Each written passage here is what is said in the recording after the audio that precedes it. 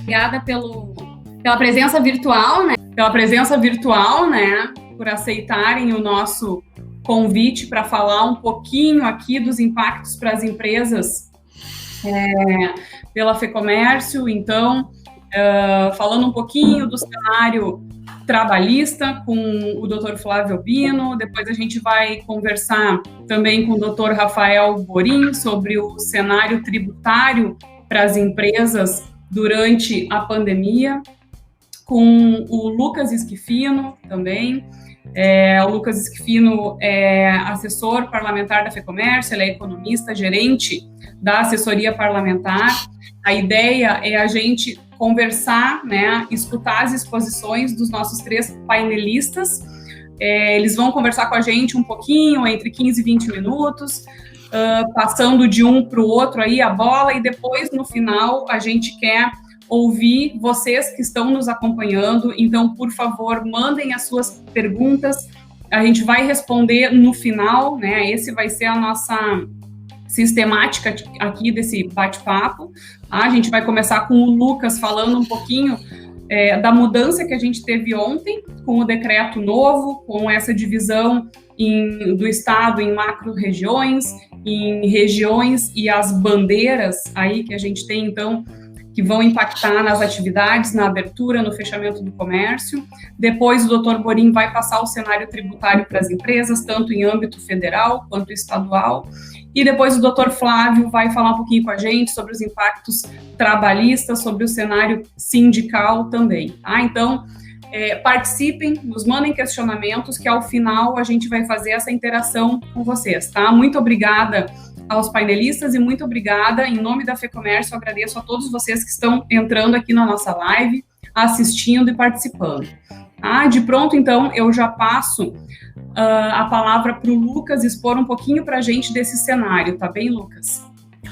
Tá certo, obrigado, doutora Tatiane, obrigado pela oportunidade aqui, doutor Flávio, doutor Rafael. A gente está num quórum tão qualificado aqui para discutir esse cenário aí da crise do corona e seus diversos desdobramentos em diversos âmbitos, né? Em meio a tantas lives, né, e tantos debates que a gente está tendo aí pela internet, que inclusive é um aprendizado, né, que a gente está tendo aí sobre serviços online, né, e formas que a gente pode se reunir e debater coisas. E dentro desses 15 minutos aqui, 15 a 20 minutos que nos foi dado, eu fiquei muito pensando, né, o que a gente poderia falar de interessante para as empresas que ainda não foi falado, né? E aí eu queria dividir minha fala aqui em 3 pontos, né? 3 grandes pontos. Eu vou gastar um pouco mais de tempo no primeiro, porque eu acho que ele tem um conteúdo informativo relevante relacionado a esse plano de distanciamento que foi divulgado pelo governo com mais detalhes no último sábado, né? Mas depois eu queria falar um pouco também em termos de desdobramentos políticos relacionados, no primeiro momento, ao impacto econômico de curto prazo, né? E no segundo momento relacionado a um impacto mais de longo prazo político-econômico aí, de toda essa crise. Então, o primeiro ponto que eu queria trazer aqui se eu fosse resumir, assim, em termos de cenário empresarial e preparação para as empresas nesse curto, médio prazo aí, talvez um ano e meio que a gente vá conviver, eu resumiria na palavra intermitência, né? A gente vai ter que aprender muito a trabalhar com a intermitência. Eu sei que o Dr. Flávio vai trazer questões trabalhistas aí relacionadas a essa intermitência, essa flexibilidade, né? Poderia usar também flexibilidade, acho que é uma palavra interessante. E desde o início, né, desde quando toda essa crise começou, nós, na FEComércio, né, por força de ofício aí,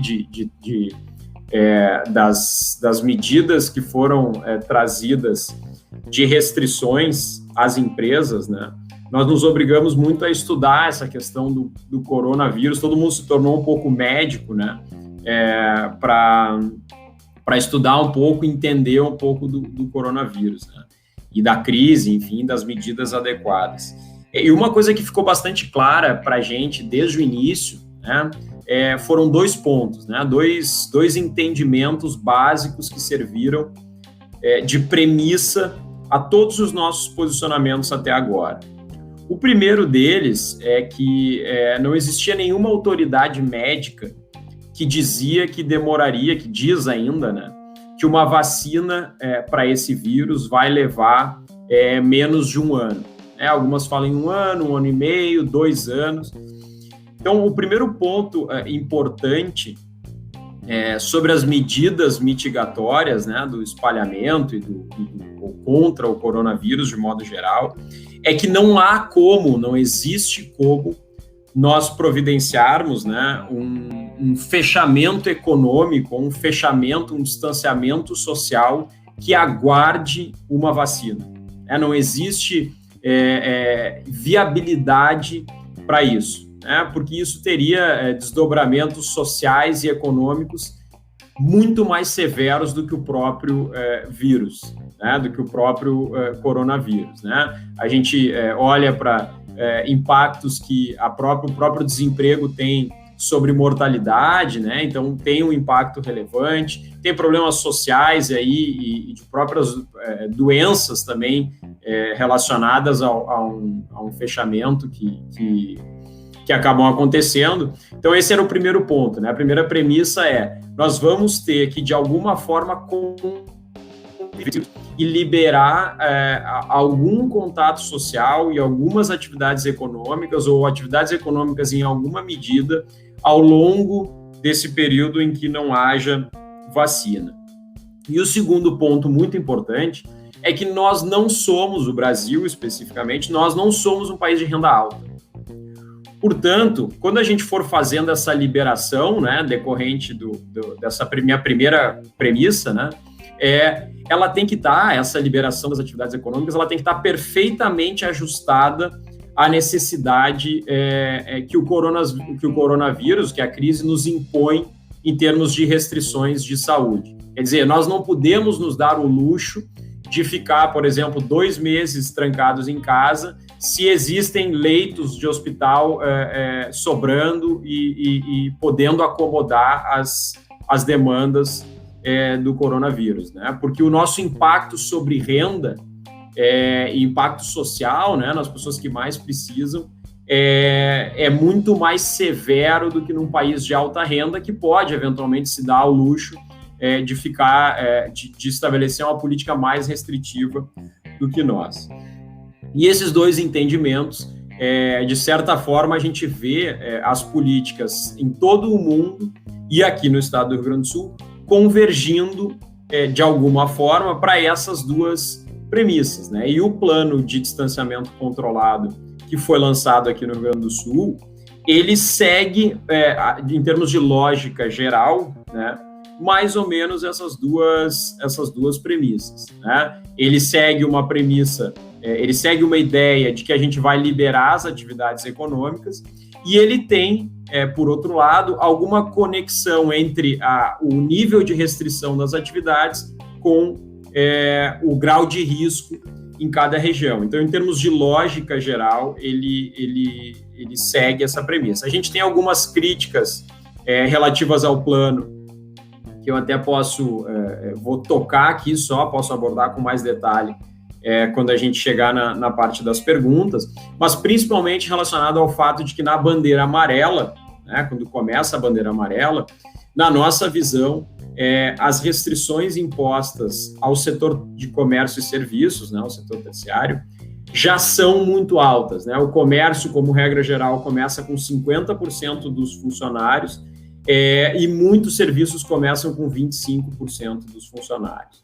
Sendo essa regra sobre funcionários e não sobre pessoas como um todo, né? Porque existe uma regra sobre pessoas como um todo. Então, o plano vai dizer o seguinte, ele tem protocolos obrigatórios que todas as empresas têm que seguir, e entre eles está o distanciamento entre as pessoas dentro de uma loja, por exemplo, e a ocupação de, no máximo, uma pessoa a cada 4 metros quadrados. Então, isso é uma regra que todos vão ter que seguir em qualquer bandeira, de risco.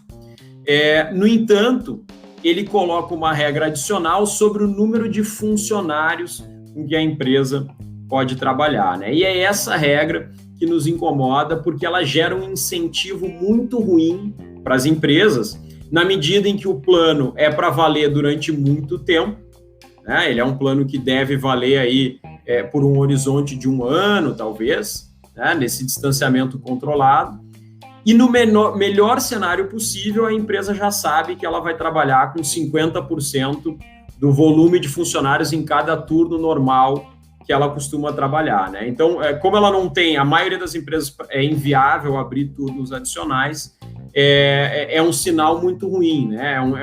É um incentivo muito grande a demissões. Então, assim, resumindo, né, a história do plano, o que o governo faz? Ele coloca uma bandeira de risco para cada região. Então, faz sentido que seja regional, né? Porque uma pessoa que fica doente em Uruguaiana dificilmente vai conseguir se tratar aqui em Porto Alegre, por exemplo. Então, faz sentido que haja um recorte regional. Dentro da região, existem 11 indicadores de risco, né, para determinar o risco daquela região. Esses indicadores levam em conta a velocidade com que o vírus está se transmitindo, o nível de contaminação que existe na região e a capacidade de atendimento hospitalar da região. Conforme, né, o cruzamento, né, uma fórmula lá que cruza esses dados, calcula uma média ponderada, se calcula uma bandeira de risco para cada região. E com base nessa bandeira, né, são 4 bandeiras, amarela, laranja, vermelha e preta, com base nessa bandeira, as empresas vão saber quais percentuais máximos de trabalhadores elas vão poder utilizar. No caso do comércio e serviços em geral, como regra geral, né, a gente tem outros segmentos que não seguem essa regra, mas como regra geral, se começa em 50% ou 25% na bandeira amarela, na bandeira laranja, para alguns serviços já há fechamento, e na bandeira vermelha o comércio e os serviços são fechados, que na nossa visão também é uma medida exagerada, considerando os critérios que levam a bandeira ser determinada como vermelha. Então esse é um ponto importante aqui, né? As medidas no mundo inteiro, e aqui no Rio Grande do Sul já convergiram, devem sinalizar que as empresas no próximo 1 ano, 1 ano e meio, vão ter que trabalhar com intermitência, porque a região aqui no estado, por exemplo, ela não vai ficar sempre amarela ou sempre laranja. Ela vai eventualmente se tornar vermelha, eventualmente se tornar preta, depois, algumas semanas depois, ela pode se tornar laranja de novo, pode se tornar amarela, conforme as atividades vão sendo e a circulação de pessoas é mais liberada, ela pode voltar a se tornar vermelha ou preta, e assim por diante durante um tempo relevante. Então, o que isso implica para as empresas, de modo geral? Implica que muitas empresas têm que repensar e pensar muito sobre o design de produtos e serviços que elas podem oferecer nesse cenário, né? E é importante a gente lembrar que vai haver e já está havendo uma crise econômica relevante, muita gente está perdendo renda, né? Mas existe ainda algum consumo que continua, né? A gente pode falar também de oportunidades que se abrem nesse meio, né? A gente está vendo aí diversos shows feitos pela internet, né? Então, um mercado que não existia, né? As marcas estão começando a anunciar em shows via internet. Então, uma das coisas que as empresas vão precisar fazer, ou a maior parte das empresas, é parar para pensar nos seus produtos e serviços e como que elas podem bolar e produzir serviços, né, e bens que possam ser entregues ou comprados via internet, né, ou via digital, etc. Toda essa gama de produtos e serviços. E o segundo ponto relevante é como que se acessa os seus consumidores tradicionais, né? A presença em redes sociais, a presença na internet, a própria sinalização de que a empresa está funcionando de uma forma diferente, né? Pela internet ou via à distância, por venda por WhatsApp, com entregas, etc. Então, é importante informar os clientes sobre isso, né? Muitas vezes, eu mesmo, né, no meu consumo, me deparei com várias coisas que eu consumia normalmente, tá certo? E acabei parando de consumir por achar que as empresas estavam fechadas, e aí, conversando com uma outra pessoa, descobri que a empresa estava aberta, entregando, né? Tinha um WhatsApp, eu poderia encomendar um produto e receber na minha casa produtos tradicionais que eu já costumava consumir. Quer dizer, é uma questão de acesso ao cliente, não é uma diferenciação de produto, é uma diferenciação de entrega, tá certo? Mas se a empresa me acessar e eu entender que ela continua funcionando, eu posso continuar consumindo. Então, não posso me alongar muito nesse tema, mas acho que isso é um ponto muito importante, as empresas conseguirem trabalhar de alguma forma. É lógico que tem muitos segmentos que isso é impossível, né? Mas os que forem possível, onde for possível, conseguir trabalhar com intermitência, comércio online, serviços online e esse tipo de flexibilização. O outro desdobramento dessa intermitência é para nós, entidades empresariais, né? Tudo que a gente tem trabalhado, ou a maior parte do que a gente tem trabalhado, é a tentativa de viabilizar políticas que permitam às empresas adotar essa flexibilidade. Isso envolve contratos de trabalho, isso envolve pagamentos de tributo, isso envolve uma série de questões jurídicas e de regras, né, de leis que podem facilitar com que as empresas trabalhem com essa intermitência. O meu segundo ponto, né, o primeiro, então, é essa questão da intermitência. O segundo ponto que eu queria falar é do desdobramento político relacionado ao impacto econômico que essa crise vai ter. Se a gente vai passar um ano e meio com essa intermitência, nós vamos ter certamente, e já estamos tendo, um teto em termos de geração de renda. A gente, por mais que as empresas pensem em formas de produzir bens e serviços nesse formato, né, com esse distanciamento social, a nossa capacidade de produção vai diminuir. E com a nossa capacidade de produção diminuindo, vai diminuir a nossa renda. E se a gente vai passar um ano e meio gerando menos renda, gerando menos PIB e sustentando políticas mitigatórias, né, como o governo está sustentando, né, está colocando para a sociedade, certamente vai sobrar uma dívida no final das contas, né? Vai sobrar uma dívida para as empresas, vai sobrar uma dívida para o governo. E provavelmente no fim dessa crise, né, vai voltar a discussão política, ou talvez até antes do fim da crise, vai vir uma discussão política sobre quem que vai pagar essa dívida. Se a gente vai empurrar para as gerações futuras, para os nossos filhos pagarem na forma de carga tributária, ou se as empresas vão ter alguma parte nesse pagamento. Então, isso também é algo que a gente tem que ter no radar e estarmos preparados, né, no caso das entidades empresariais como nós, para combater, no caso das empresas, para observar esse cenário e se preparar para esse cenário, que pode sobrar uma parte da conta ainda maior, né, para as empresas no que diz respeito a essa dívida. E aqui também serve como uma reflexão, né, porque todas as políticas que o governo implementa, políticas mitigatórias que envolvem orçamento público, né, que envolvem a colocação de dinheiro na economia via orçamento público, envolvem endividamento, né? O nosso governo federal ele já tem déficit normalmente, então todo o dinheiro orçamentário que ele vai botar na economia hoje vai vir de mais dívida. E essa dívida, que a gente chama de dívida pública, na verdade, uma dívida nossa, né? Ela é pública, não é porque ela é do governo, ela é pública porque ela vai ser de todos os cidadãos brasileiros e em algum momento ela terá que ser paga. E aí, como eu falei, vai haver um desdobramento, uma discussão política aí para a gente saber quem é que vai pagar essa conta e certamente as empresas vão estar incluídas de alguma forma nesse cenário.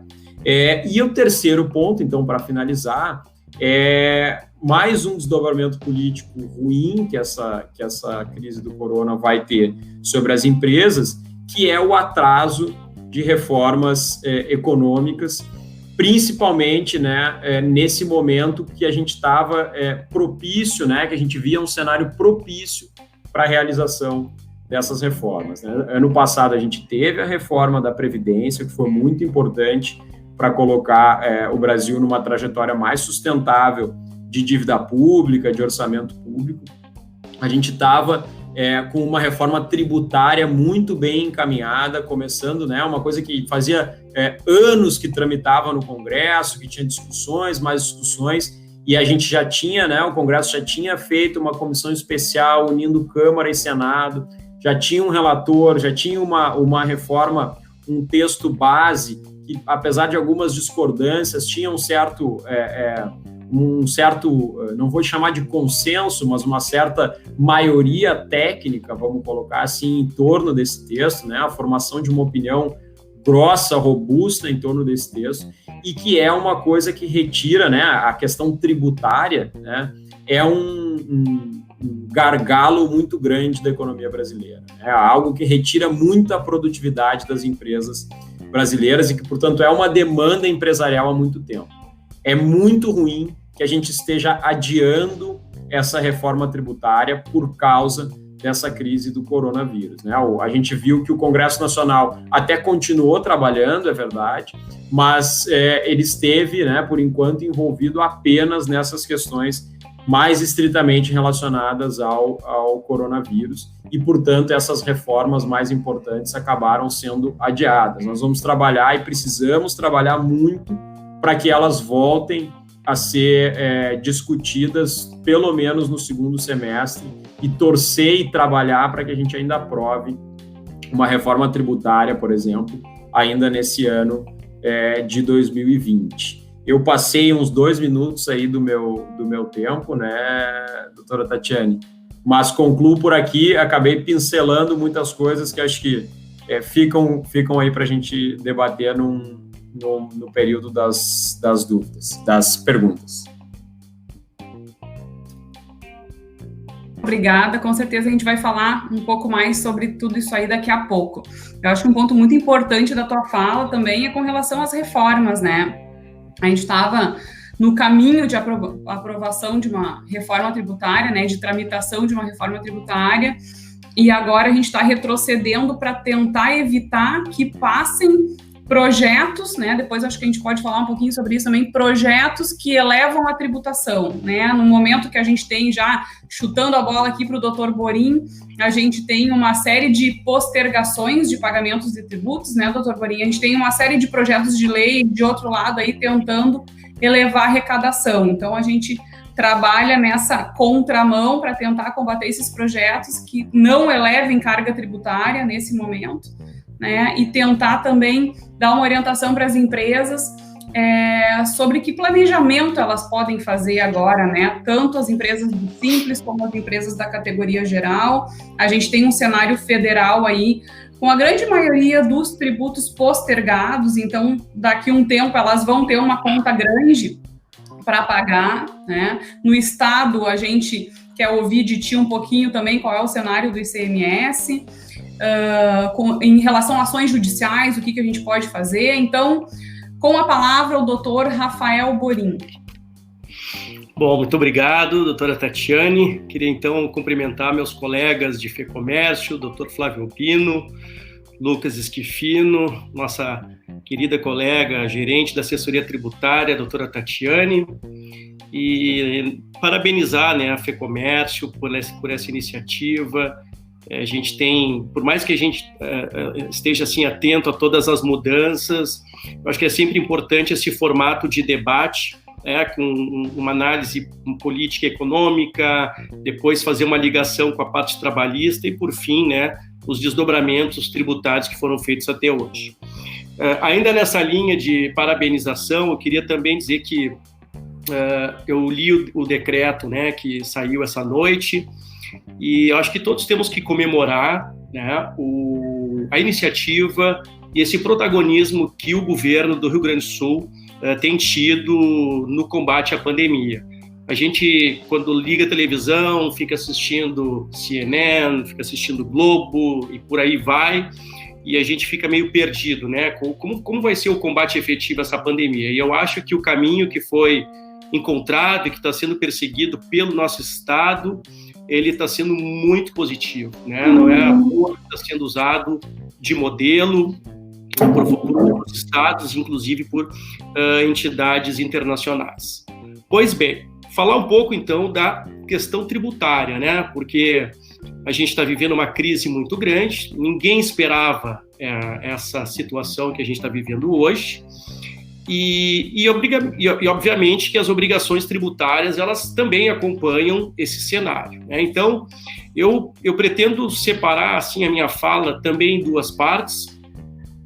Primeiro, falar um pouco daquilo que já foi feito. Eu acho sempre importante recapitular para o empresário, para o associado, o que já foi feito, o que ele não precisa de medida judicial, o que a própria legislação já autoriza.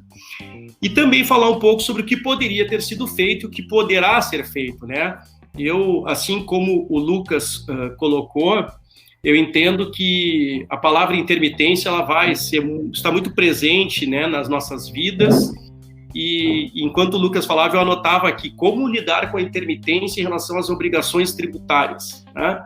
Será possível a gente tratar com o governo aqui do estado, né? Olha, esse mês não deu para pagar o imposto, então vamos suspender, vamos prorrogar. A gente sabe que não é bem assim, o estado tem seus compromissos, o estado tem todas as suas atividades essenciais, a sociedade gaúcha, e mais ainda o estado, nesse momento, também está trabalhando muito forte no combate à pandemia. Então, nós, enquanto entidade empresarial, temos pleno conhecimento e apoiamos o Estado nesse combate. Agora, obviamente, a gente também tem que olhar para o outro lado, né, que é o lado das empresas que está sofrendo muito, né? Está realmente muito preocupante o cenário das empresas. Bom, quando começou a pandemia, logo se perguntou, como é que vai ficar a questão de tributos, né? Se eu tenho um decreto no meu estado que manda a minha empresa fechar, eu não vou faturar e eu tenho que pagar tributo. Como é que fica essa situação? Afinal de contas, né? Eu não estou podendo funcionar, então eu vou me sentir no direito de não pagar o imposto. Não é tão simples assim. A gente tem um dever constitucional, que é o dever de pagar impostos, mas a gente também tem dentro da Constituição vários princípios que protegem as empresas, como o princípio da capacidade contributiva, no qual eu não vou ser pagador de impostos se eu não tiver algum tipo de ingresso de receita na minha empresa. E aí o que a gente acabou observando foi uma primeira fase de medidas judiciais. Enquanto os governos estaduais e federal não faziam nada, muitas empresas já recorreram ao Poder Judiciário. Entraram com ações discutindo a prorrogação do PIS e da COFINS, depois INSS. Só que, ao mesmo tempo que essas ações eram ajuizadas, a gente já vinha observando um movimento legislativo. Então, eu diria que essa primeira fase de ações judiciais, na minha opinião, ela acabou resultando em realmente muito pouco resultado efetivo, porque, principalmente, o governo federal adotou medidas legais. E quais foram essas medidas que foram adotadas para compensar e para suavizar a crise do Covid-19? Vamos começar pelo FGTS, que foi talvez um dos pontos mais importantes, né? Se conseguiu aí a prorrogação do pagamento do FGTS em relação aos meses de março, abril e maio. Isso foi jogado, então, lá para frente. Só para daqui a 6 meses as empresas vão ter que fazer esse recolhimento. Depois nós tivemos também prorrogação do pagamento do INSS, cota patronal. Tendo a cota patronal, também tivemos, né, a contribuição sobre a receita bruta. Tudo isso foi prorrogado para daqui a 3 meses. Então, INSS 20%, meses de março e abril vão ser devidos lá em agosto e outubro. Uma ótima notícia para as empresas do Simples Nacional foi que tiveram aí a prorrogação também dos 3 meses, né? Março, abril e maio, sendo que esse pagamento do Simples vai ter que ocorrer só lá no final do ano, né? Nos últimos 3 meses do ano. O PIS e a COFINS também não escaparam dessas medidas de prorrogação e também, então, tiveram o prazo de pagamento agora dos meses de março e abril lançados por os meses de agosto e outubro. E, por último, né, fazendo, então, esse fechamento da parte de tributos federais, dizer que houve a única redução de tributos que efetivamente ocorreu, porque até então a gente só está falando em prorrogações. A única redução de tributos que acabou acontecendo, de uma forma mais relevante, né? Não pegando casos específicos lá do IPI ou do imposto de importação, que tiveram sim reduções de alíquota, mas para as empresas em geral, que têm todas as obrigações tributárias, a única redução se deu no Sistema S. Então, as contribuições por SESC, SENAC, SESI, SEBRAE e todos os demais serviços sociais tiveram uma redução na sua alíquota em 50%. Isso somente em relação às contribuições com vencimento até 30 de junho. Eu sei que essa parece uma fala até meio chata, porque é um monte de informação, mas a FEComércio tem divulgado, tem feito um trabalho maravilhoso de divulgação em planilhas, em quadros explicativos, com todas essas obrigações, com as datas. Então aqui eu não vou perder muito tempo, eu quis só fazer um apanhado geral. Sobre a mudança federal, né? Qual é a minha crítica em relação a isso? Primeiro, eu acho que 3 meses foi muito pouco. Eu acho que prorrogar o Simples pelos próximos 3 meses, isso não vai gerar um resultado muito pequeno para as empresas. Essa crise, o que a gente está observando, é que ela vai ter um prolongamento muito maior. Os efeitos financeiros vão ser muito mais longos do que 90 dias. Então, conceder ao empresário, né, um alívio na carga tributária nesses primeiros 3 meses e não pensar que no segundo semestre ele ainda vai estar retomando a sua atividade para aqueles que conseguiram sobreviver à crise, eu acho que realmente essa ajuda está sendo muito pequena. E aproveitaria também para fazer uma segunda crítica que eu até estou denominando aqui da ressaca tributária. O que é a ressaca tributária, né? Vamos imaginar que hoje a gente está vivenciando uma crise, nós tomamos uma pancada muito forte, tivemos que fechar os nossos negócios ou abrir os nossos negócios de uma forma completamente diferente, né? Não adianta abrir o comércio se as pessoas não estão circulando, né? Então a gente não é assim, abrir o comércio e no dia seguinte eu vou ter todas as minhas vendas ocorrendo. Não vai ser assim que vai ocorrer, né? Conversando com um empresário do setor farmacêutico, né, que é uma das atividades que está funcionando, eu perguntei para ele, a atividade de vocês vai bem? Ele disse bem assim para mim, Borim, não esquece de uma coisa, se vocês forem lá no centro de Porto Alegre, tá? Nas últimas 3 semanas, vão ver que estava vazio, muito pouca gente circulando, comparado com o movimento normal de circulação num comércio de rua. Então, sequer as atividades essenciais também vão estar tendo algum resultado financeiro muito bom nesse período. Mas, falando da ressaca tributária, é o resultado que a gente vai ter nos meses de agosto a outubro. Por que agosto a outubro? Porque nesses 2 meses nós vamos ter o pagamento acumulado do PIS e da COFINS, do INSS, do FGTS, que não foi pago nesses primeiros 3 meses.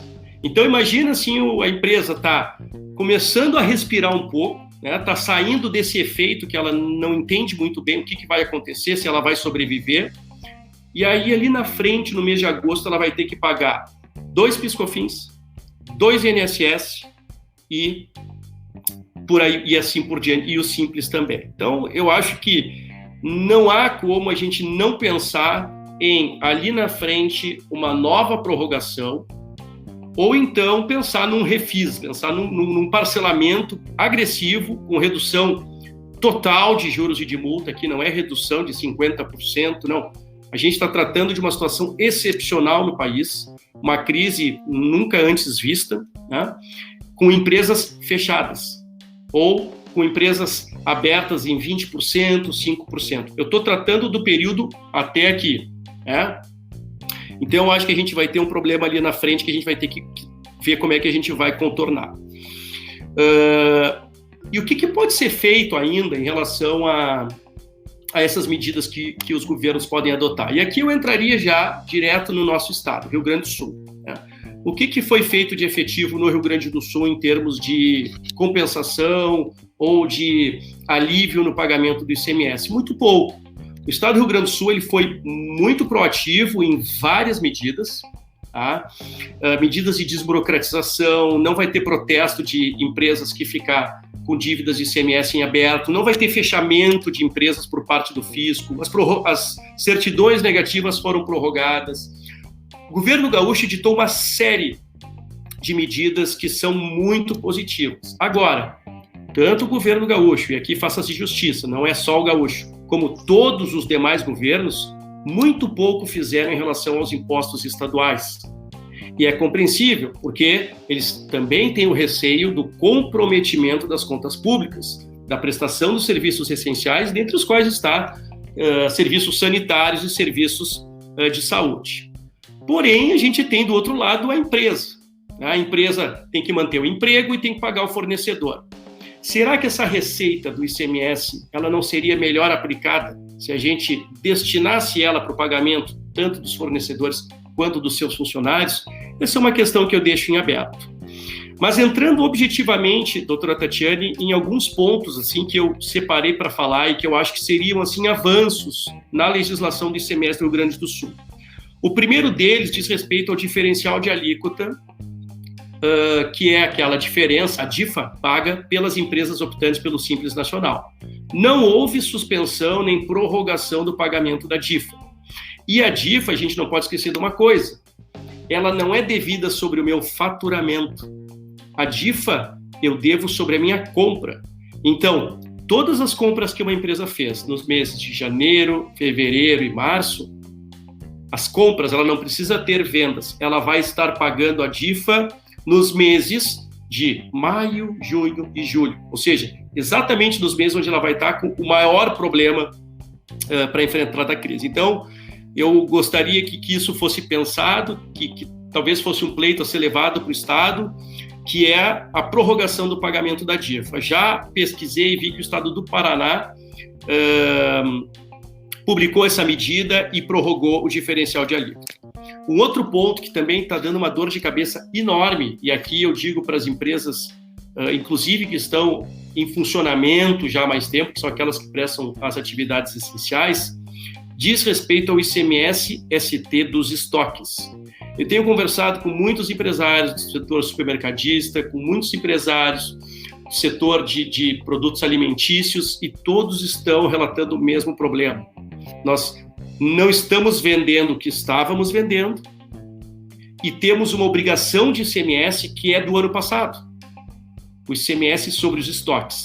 Então, o governo tem que entender que não dá para a gente simplificar a vida das empresas em relação ao ICMS dizendo o seguinte: olha, se uma empresa está fechada, ela não está vendendo. Se ela não está vendendo, ela não pratica o fato gerador do ICMS. Essa eu diria assim que seria uma análise um pouco mais superficial. Uma empresa, sim, vai pagar o ICMS à medida que ela faturar. Só que a gente não pode se esquecer que existem obrigações de ICMS, e aqui eu estou dando um exemplo real e que está acontecendo, que é o exemplo do ICMS sobre estoques, que não tem nada a ver com o pagamento, com o faturamento da empresa nos meses de março, de abril, maio e junho. Ela vai ter que fazer o pagamento desse ICMS mesmo estando com as portas fechadas, mesmo estando com faturamento 90% menor do que o seu faturamento normal. Então, mexer em ICMS sobre estoques, mexer em parcelamentos que estão em andamento, né? Uma empresa que parcelou uma dívida no passado, prevendo que ela teria um caixa em 2020. Eu acho que essa é uma situação que acontece com centenas de empresas gaúchas. Ela previa o caixa, não tem o caixa, como é que ela vai fazer com o seu parcelamento? Ela vai perder o parcelamento, e aí ela vai perder, por exemplo, todos os benefícios que ela teve com esse parcelamento. Então, eu acho que o nosso governo, e não só o governo gaúcho, os demais governos poderiam olhar com mais atenção e com mais proatividade para essa questão de ICMS em relação a fatos passados. E traria aqui mais um ponto também para a gente refletir, que diz respeito à inadimplência que está ocorrendo no cenário gaúcho e no cenário nacional. A gente tem ouvido relatos de várias empresas que estão em atividade, tanto indústrias, quanto atacados, quanto varejo, que mesmo em funcionamento, elas estão recebendo muitos comunicados dos seus clientes dizendo que não possuem condições financeiras de efetuar os pagamentos dos pedidos. certo? Como é que a gente vai lidar com o ICMS nessa situação? A gente não pode esquecer que o ICMS ele é um imposto que no momento que o contribuinte efetua a venda e emite a nota fiscal, ele já é devido no mês seguinte. Só que imagina assim, Lucas, eu sequer recebi o valor da minha venda e eu vou ter que pagar o imposto. Essa é a situação da inadimplência. Eu pratiquei o fato gerador, mas eu não recebi a receita. Eu acho que nesse caso também os governos estaduais poderiam repensar um modelo de suspensão do pagamento do imposto até que seja adimplido o valor daquela venda. Tá? E aqui, só para colocar mais uma pimenta ainda nessa discussão, vamos imaginar a questão da indústria que paga a substituição tributária. A substituição tributária é um imposto que, quando a indústria vende a mercadoria, ela tem que recolher o imposto tanto do atacado quanto do varejo, até o final da cadeia. Imagina que ela não recebeu o valor da mercadoria numa venda, e mesmo assim vai ter que recolher o ICMS que é devido lá na ponta pelo varejo.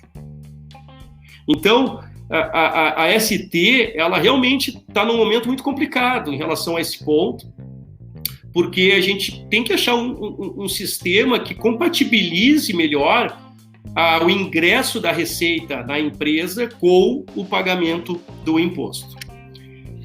Por último, já encaminhando aqui para essa parte final da minha fala, eu tenho assim, lido muitas decisões judiciais buscando o direito de não pagar impostos, de forma geral, né? Recentemente eu analisei uma decisão de uma associação de Brasília, Associação Nacional dos Contribuintes de Tributos, né? Entrou com uma ação judicial para não pagar tributo até que a pandemia termine. Era uma ação com um pedido bem genérico, bem amplo, na minha opinião, assim, com poucas chances de êxito, né? Mas o que eu achei interessante trazer para o nosso debate? Que nessa ação a gente consegue perceber muito claramente o quê? Que, de um lado, o empresário ele está preocupado em manter a sua empresa funcionando, manter o emprego, né? E manter a cadeia produtiva. O pagamento do seu fornecedor é fundamental para ele, certo? Ele está com todo o direito e tem muita razão nisso. Até porque, se não tem venda na empresa, se não tem emprego, nós não temos geração de impostos. Por outro lado, o governo, olhando para o seu lado, ele diz o seguinte: olha, eu não tenho como abrir mão de impostos, ainda mais nesse momento. Porque nesse momento é o momento que eu mais preciso, porque eu estou tendo que gerar, nas atividades essenciais, uma prestação de serviço ainda mais intensa. Então percebam que parece uma equação sem solução, vai ser uma briga de forças eterna, e que, na minha visão, não vai levar a lugar nenhum. A gente não está no momento de discutir quem é mais importante, se é o Estado ou se é o setor privado. Os dois têm que andar juntos.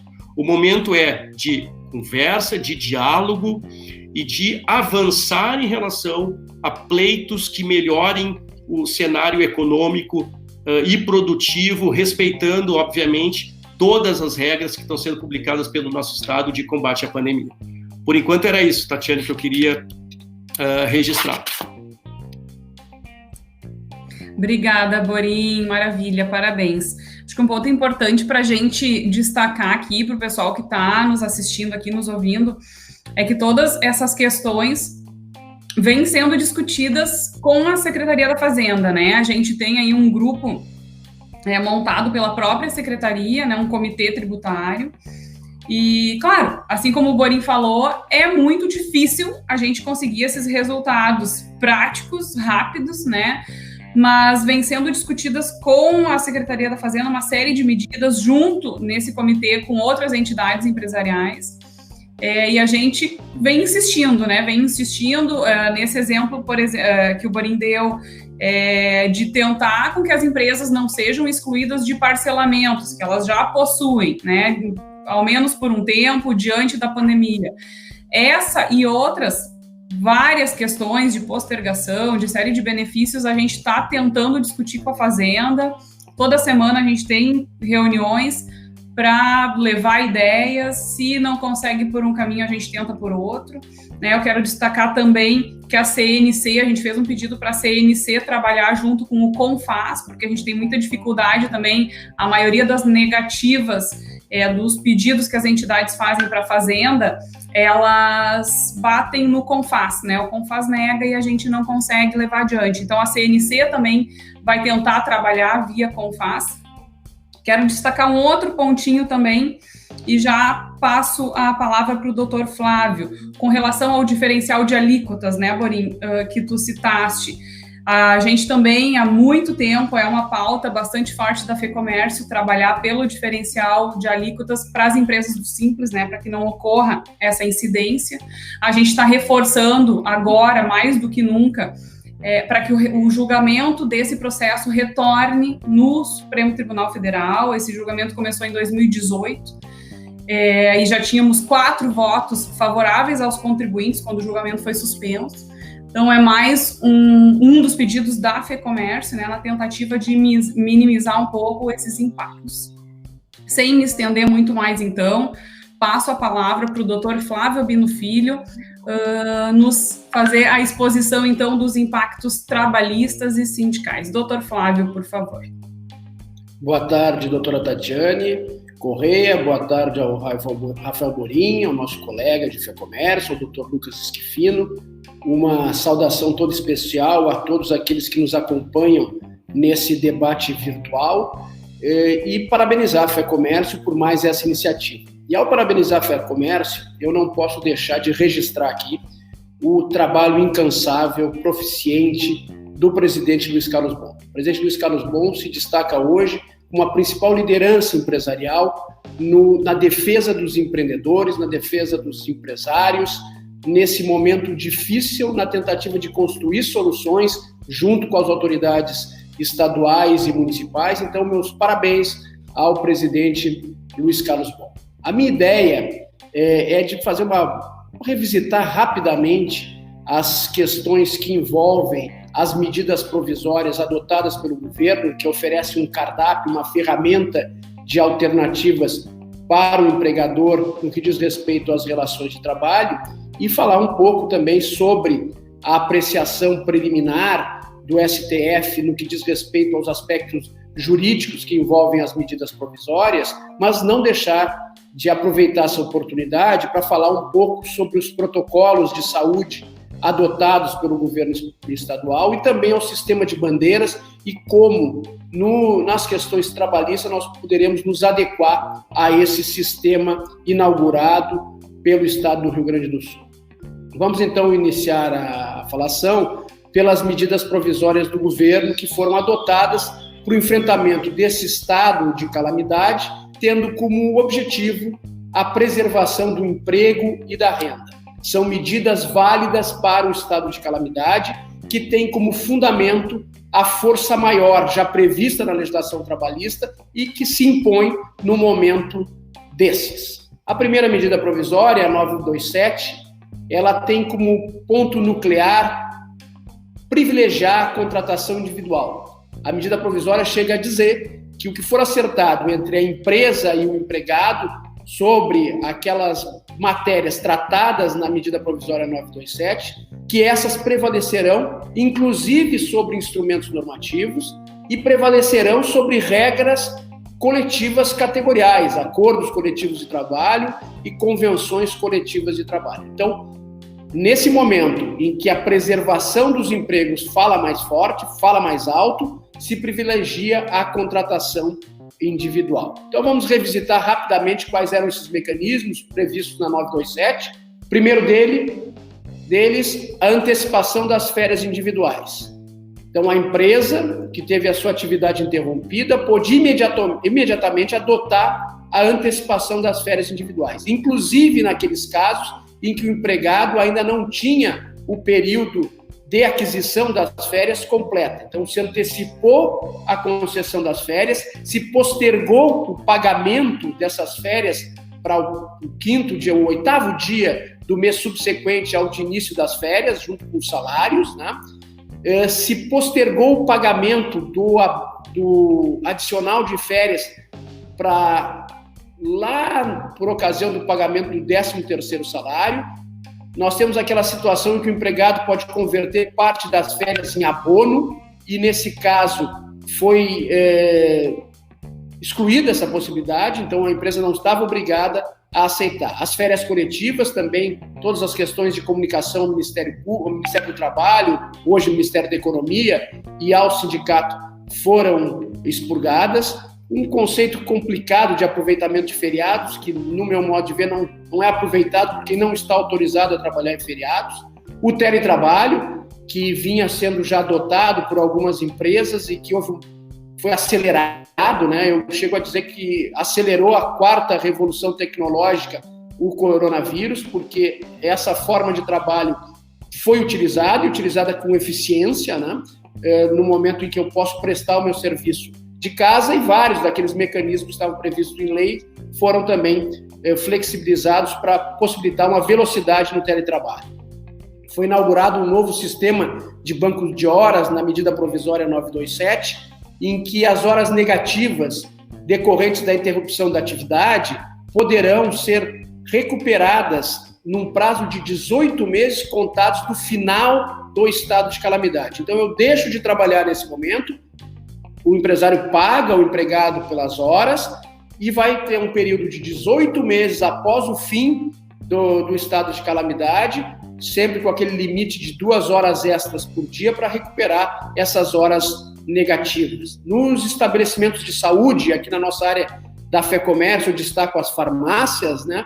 A possibilidade, inclusive, de prorrogação da jornada além de 2 horas. Nós tivemos atividades interrompidas, atividades que tiveram uma diminuição e tivemos atividades que, em alguns momentos, tiveram um aumento, né? Que é o caso das farmácias como estabelecimentos de saúde, então podendo ultrapassar, inclusive, as 2 horas. Foram postergados os exames médicos, treinamento, eleição de CIPAs, o diferimento do FGTS também foi previsto na 927, a suspensão dos autos trabalhistas, a possibilidade de prorrogação a critério do empregador das convenções coletivas e acordos por mais de 90 dias, e 2 regras que estavam na medida provisória 927, que nós vamos dar uma atenção especial em função da decisão do STF, o casos de Covid não está previsto na 927, que não são considerados ocupacionais. E também se estabeleceu que durante 180 dias, a partir da publicação da medida provisória, a fiscalização seria apenas orientadora, ou seja, não teriam autuações das empresas. Houve uma grande discussão, já que se privilegiava o acordo individual entre empregado e empregador, em detrimento de regras coletivas, e vários partidos políticos ingressaram no STF com ações diretas de inconstitucionalidade. Essas ações foram reunidas sob o manto do ministro Marco Aurélio, e ele liminarmente defendeu que qualquer modificação não teria que ser feita pelo Judiciário, que não era papel do STF modificar o que foi proposto, porque uma medida provisória é uma proposição com vigência imediata, e que, se algum ajuste deve ser feito, cabe ao Congresso Nacional, porque essa medida provisória, e no caso específico, atendia uma situação emergencial. Qual era o objetivo da medida provisória? Preservar empregos, preservar o sustento dos trabalhadores. E num estado de calamidade desses, os dispositivos constitucionais que indicam a participação sindical deveriam ser deixados de lado nesse momento e obviamente, temporalmente, privilegiando-se os acordos individuais. Então, não concedeu a liminar e submeteu ao plenário essa sua decisão. No plenário, o ministro Gilmar Mendes e o ministro Dias Toffoli acompanharam integralmente a posição do ministro Marco Aurélio. Os ministros Rosa, Fachin e Lewandowski foram totalmente contra a opinião do ministro Marco Aurélio, né, suspendendo todos os artigos que falavam em prevalência do acordo individual, e o Alexandre de Moraes também abriu uma divergência, acompanhando o ministro Marco Aurélio na generalidade do seu entendimento, mas entendendo que 2 artigos, o 29 e o 31, deveriam ser suspensos. E acabou sendo acompanhado pela ministra Carmen, o ministro Barroso e o ministro Fux, e prevaleceu esse entendimento. segundo o ministro Alexandre de Moraes, nesses momentos de pandemia, realmente deve-se prevalecer o individual e devem ser flexibilizadas várias regras que não atingem o ponto central dos direitos trabalhistas. E esse, em tese, não atingiria, mas entendia que seria muito difícil para um trabalhador de uma atividade essencial comprovar o nexo. E eu não cheguei a falar o que era o artigo 29 em detalhes. Ele dizia, então, que não haveria doença ocupacional por um empregado se apresentar com Covid. Ou seja, não haveria esse nexo entre o trabalho dele e o adoecimento, teria que ser provado para se entender como um acidente de trabalho. E o ministro Barroso, tendo foco muito nas atividades essenciais, achou que não seria muito difícil essa prova e que esse nexo, essa presunção deveria ser afastada. E também entendeu que não tinha razoabilidade não ter autuação nos prazos de 180 dias. Então acabaram sendo suspensos esses 2 artigos. Nós tivemos várias notícias aí dizendo agora Covid é acidente de trabalho. Não é esse o alcance da decisão do STF. O que o STF entendeu é que não há um afastamento do nexo entre o trabalho e o adoecimento. Mas, mesmo que haja uma presunção de que haja uma relação entre os dois, ela é uma presunção. A prova que passa a ser do empregador. Isso reforça a necessidade dos empregadores adotarem medidas preventivas para evitar a contaminação e também documentar todas essas medidas que forem adotadas, pois a análise vai se dar caso a caso e vão ser importantíssimos para afastar o nexo, que o empregador comprove todas as medidas que ele adotou para proteger o seu empregado e, volto a dizer, documentar essas medidas. Uma rápida avaliação da 927, elas, em regra geral, foram adotadas nas contratações individuais entre empresa e empregado. No comércio, como veio aquela primeira interrupção da atividade, era o primeiro mecanismo disponível, as empresas sim adotaram as férias individuais e coletivas, muitas negociações incorporaram as regras da 927 nas convenções coletivas. Nos setores administrativos e no comércio de serviços, foi usado o teletrabalho em grande escala e continua sendo, e também nos casos de interrupção da atividade em que não ocorreram de imediato as férias ou já no retorno das férias, estão sendo adotadas essa possibilidade do banco de horas de 18 meses. Então, esse rápido comentário da 927, vamos passar para a 936, que é aquela que institui o Programa Emergencial de Manutenção do Emprego e da Renda e dispõe sobre as medidas trabalhistas complementares para o enfrentamento do estado de calamidade. São 2 mecanismos que se destacam. O primeiro dele é a possibilidade da redução da jornada e do salário por até 90 dias. Essa redução pode ser de 25%, 50% ou 70%. Por acordo individual, eu posso estabelecer a redução por 25% com qualquer empregado. Acima disso, e se o empregado receber mais do que 3 salários mínimos, eu preciso de um ajuste coletivo. Na suspensão do contrato de trabalho, que pode ser até de 60 dias, 2 períodos de 30, que não precisam ser necessariamente subsequentes, pode ocorrer a utilização dos 2 mecanismos de forma alternada, redução e suspensão, mas sempre limitado a 90 dias. Também, no caso de empregados que recebam mais do que 3 salários mínimos, eu preciso do acordo coletivo de trabalho ou da convenção coletiva de trabalho. Durante esse período, o empregado recebe um benefício emergencial do governo. Esse benefício é calculado com base no seguro-desemprego.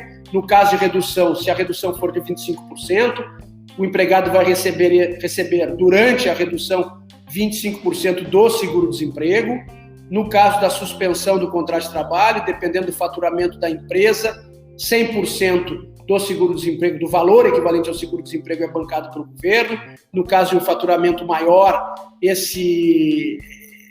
se bancam apenas 70%, os outros 30% têm que ser pagos pelos empresários sem natureza salarial, essa ajuda. Podem ser concedidas ainda pelos empresários ajudas compensatórias, além dessa prevista na medida provisória, que também não terão natureza salarial. aquela questão dos aposentados, né, que é importante. Os aposentados não recebem o benefício emergencial do governo e, na medida provisória, se o empregado tivesse naquela faixa de até 3 salários mínimos ou numa redução de 25%, mesmo sendo aposentado, não havia nenhum óbice à contratação individual, mas na portaria que regulamentou a medida provisória é uma inovação, obviamente discutível do ponto de vista legal, porque portaria não é lei, inovando e estabelecendo que, no caso de aposentados, a contratação tem que ser sempre coletiva, não pode ser individual. Essa discussão da legalidade dessa medida provisória foi a que rendeu mais manchetes de jornais, em função da liminar concedida pelo ministro Lewandowski, né? Entendeu o Lewandowski, a partir da comunicação que está prevista na medida provisória dessas reduções ou suspensões, o sindicato poderia assumir a negociação e, caso a negociação coletiva estabelecesse regra diferente do contrato individual, o que prevaleceria seria o acordo coletivo e não o individual. Isso chegou a inibir a utilização dos mecanismos. O ministro Lewandowski levou ao plenário, foi acompanhado pela ministra Rosa e pelo ministro Fachin, ou seja, nas duas oportunidades, Lewandowski, Rosa e Fachin entenderam que deveriam prevalecer as regras da Constituição da necessidade de negociação coletiva, mas prevaleceu a divergência aberta novamente pelo ministro Alexandre de Moraes, que foi acompanhado por todos os demais ministros, dizendo que o estado de calamidade, o momento de pandemia, permitia a flexibilização da exigência de participação sindical, tendo sempre como foco a proteção dos empregos e o sustento dos próprios empregados. Então, para preservar empregos é que se entendia como constitucional nessa primeira análise, claro, de uma medida liminar, as ações ainda serão julgadas, seriam válidas. Eu falei aqui em julgamentos, mas a gente deve lembrar que essa medida provisória, como lá no início referi sobre a lembrança do ministro Marco Aurélio, que ela será examinada pelo Congresso Nacional. Existe já um projeto de conversão, o relator da 936, que é a mais importante, é o deputado Orlando Silva, do PCdoB. Ele já divulgou extraoficialmente um parecer aí, alterando toda a estrutura da medida provisória. Então, nós vamos ter todo um debate em que pese a expectativa da aprovação in toto dessa medida provisória, nós podemos ter alguma alteração no Congresso Nacional. Mas importante é de trazermos aos senhores que nos acompanham dados do número de contratos ajustados para suspensão e redução da jornada de salário. Eu tenho dados de segunda-feira passada, no dia 4, esses números devem ser muito maiores hoje. Suspensão de contrato de trabalho, 3.157.000. Redução de jornada de salário, 2.123.000. E aí a gente faz uma distribuição, 25% em torno de 554 mil, 50% 886, 70% 681. Ainda os intermitentes, que tem uma regra diferente, recebem o mesmo valor do que os autônomos, em torno de 170 mil intermitentes. Nós vamos ter um total lá na segunda-feira de 5 milhões e meio de contratações. 5 milhões e meio de empregos nesse momento preservados. Esse número, eu tenho certeza, hoje já deve passar da casa deve estar próximo dos 8 milhões, porque as empresas continuam ajustando. Nós tivemos a decisão do STF, e eu poderia aqui dizer, olha, temos segurança jurídica agora, porque o STF sinalizou pela constitucionalidade das medidas. Nós continuamos assistindo manifestações de magistrados trabalhistas do Ministério Público do Trabalho contrárias a essas decisões liminares do STF. Nós vamos ter, sim, demanda judicial, discussão judicial, e essa matéria não vai ser tão pacífica como foi a apreciação do STF na esfera trabalhista. Por isso, eu entendo que a construção, a tranquilidade, a segurança jurídica só chega ao empresário se nós tivermos uma negociação coletiva. E por isso todo o esforço que nós estamos assistindo aí das entidades empresariais de tentarem levar para dentro das convenções coletivas, sob a forma de aditivo, as convenções vigentes ou na renovação das suas convenções coletivas, dessas regras previstas nas medidas provisórias. Eu falei no início que, aproveitando esse tempo que me falta, que iria falar um pouco sobre as questões aqui do Rio Grande do Sul, ao protocolo de saúde e ao sistema de bandeiras. Nós temos no protocolo de saúde questões que atingem diretamente a relação trabalho do trabalhador, do empresário com o seu empregado. As máscaras obrigatórias, que são em toda a coletividade, são obrigatórias por clientes dentro dos estabelecimentos comerciais. Eu tenho que ter um cuidado no atendimento ao público com o álcool gel, eu tenho que ter um distanciamento de 2 metros em filas, na frente do balcão, nos caixas, no lado externo do estabelecimento, se tiver fila lá de fora, marcando esse distanciamento de 2 metros. No caso dos empregados e utilizando EPIs obrigatórios, esse distanciamento diminui entre os empregados para 1 metro, mas é mantido o empregado-cliente em 2 metros. O atendimento nas lojas tem que ser individualizado.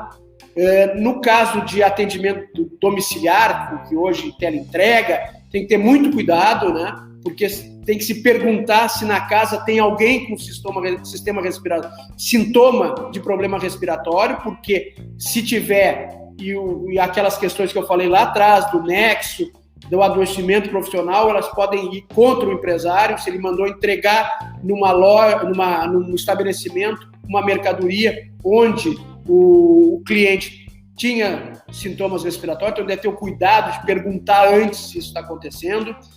Tem que ter o atendimento diferenciado dos grupos de risco nos estabelecimentos. Eu tenho que afastar os casos positivos ou suspeitos de empregados da empresa, da atuação, e tenho que acompanhar permanentemente esse trabalhador.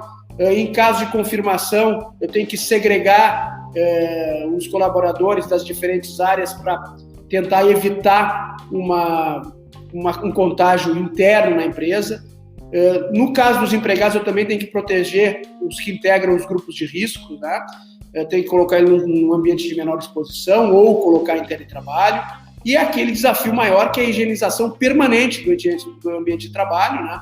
A cada 2 horas, as superfícies de toque, terminais, corrimão, alça de carrinho de supermercado, colocar lixeira com o pé para não ter que abrir com a mão, limpeza dos pisos, paredes, forros, dos banheiros, do refeitório, pelo menos a cada turno. Eu estou aqui lembrando de algumas dessas medidas que estão previstas nos protocolos, que eu digo aos senhores, devem fazer a leitura, né? Também nós temos aí aquela portaria da Secretaria da Saúde, a número 270, que tem que ser lida, tem que ser conhecida pelo empresário.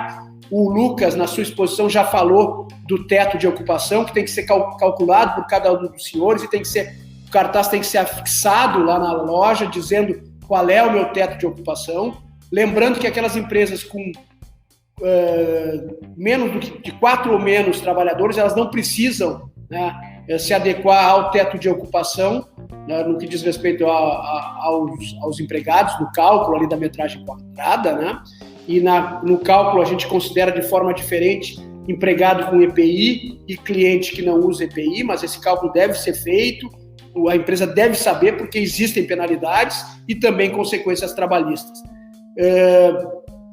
O que o governo aponta, que os horários têm que ser mais flexíveis. A gente sabe da dificuldade, não adianta eu abrir às 6 da manhã ou fechar às 22 horas, porque não tem público para atender, né? Então, por mais que se diga, vamos tentar flexibilizar para diminuir o número de empregados, para poder adequar o número de empregados às bandeiras definidas, isso é muito difícil, mas deve-se brigar, sim, pela maior flexibilidade possível nas legislações municipais no que diz respeito ao atendimento, ao funcionamento das empresas. E outra, é uma sugestão, não é uma obrigação, ela vai ser obrigação em alguns pontos, mas eu aconselho aos senhores que se faça permanentemente a medição da temperatura de todos os empregados, né, com aquela medidor que não é individual, aquele que é por laser, né, que seja adotado por todas as empresas. E eu vou fazer uma rápida consideração aqui final sobre as questões dos desafios do sistema de bandeira. Vamos, só para a gente entender como é que funciona isso. Bandeira amarela é a mais branda de todas. Nós temos poucos municípios, poucas regiões que ainda estão com a amarela no Rio Grande do Sul, e mesmo com a amarela, o comércio varejista e atacadista tem que atender com 50% dos seus empregados. Nos supermercados e nos postos de combustíveis, sobe para 75%. Nas imobiliárias, nos escritórios de advocacia, nas empresas de serviços contábeis, baixa para 50%. Nas lavanderias, volta a subir para 75%. Nos hotéis, o cálculo não é por trabalhadores, é por acomodações, por quarto.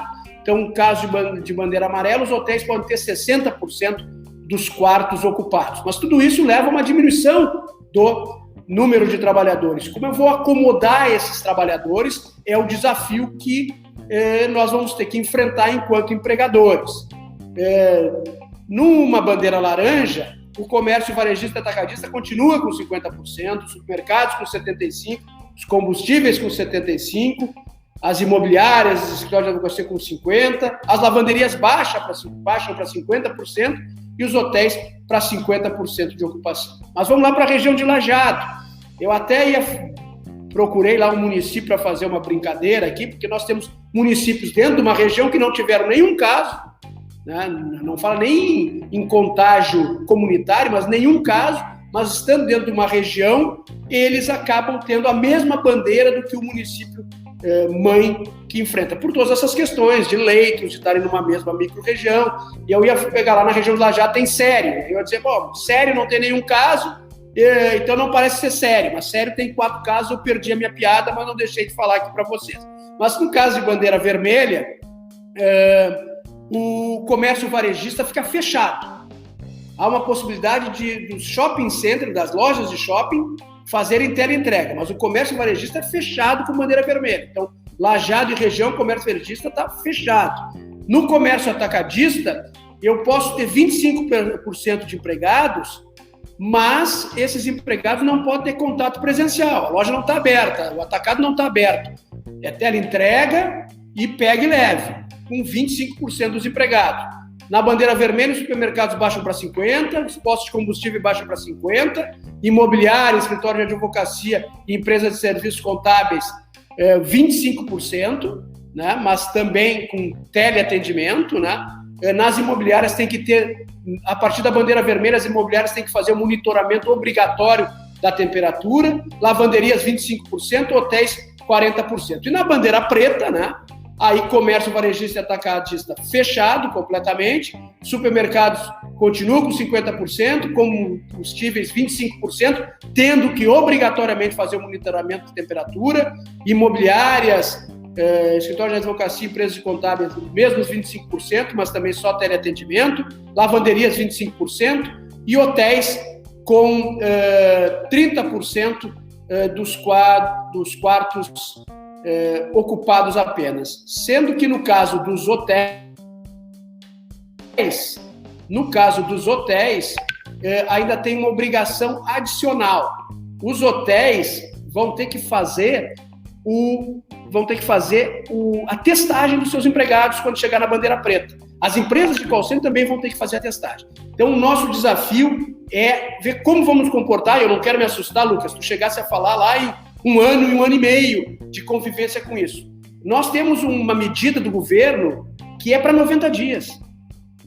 Depois de 90 dias não tem mais essa previsão de benefício emergencial, essa autorização para o acordo individual. Nós vamos ter que fazer, sim, construções coletivas vinculadas às bandeiras. Eu acho que o grande desafio das negociações coletivas, desafio de sindicatos patronais e de empregados, é conseguirem construir cláusulas e condições adequadas a cada uma dessas bandeiras. Esse é o nosso desafio e eu fico aí à disposição para as perguntas e muito obrigado vocês 3 e todos que nos acompanham por terem me aturado. Parabéns, Flávio. Ótima explanação. Gente, nós estamos recebendo aqui várias perguntas, tá? E eu já vou, aproveitando o gancho aqui do encerramento do Flávio, pedir para ele falar um pouquinho mais sobre isso, tá? A gente recebeu uma pergunta nesse sentido, assim, sobre a possibilidade de fazer negociação coletiva em determinada região de acordo com aquela bandeira da localidade, né? Então, o que tu indica, Flavinho? Como é que isso pode ser feito?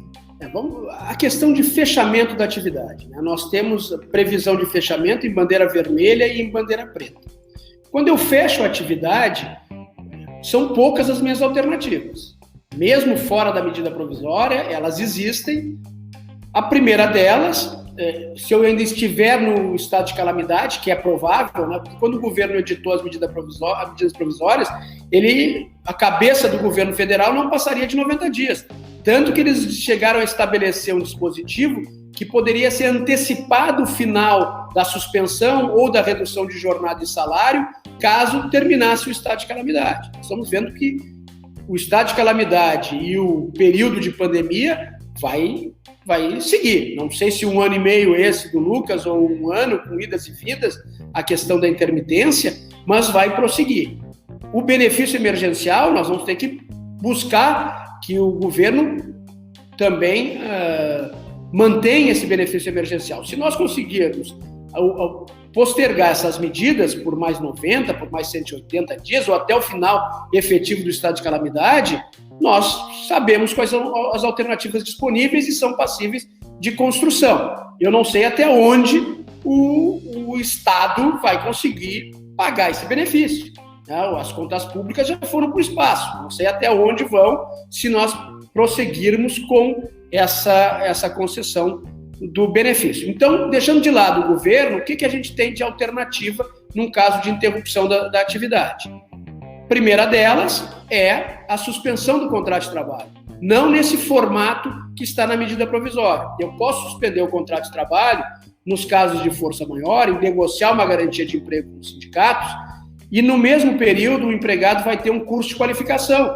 Nós vamos ter que requalificar os nossos empregados. A forma de vender vai mudar.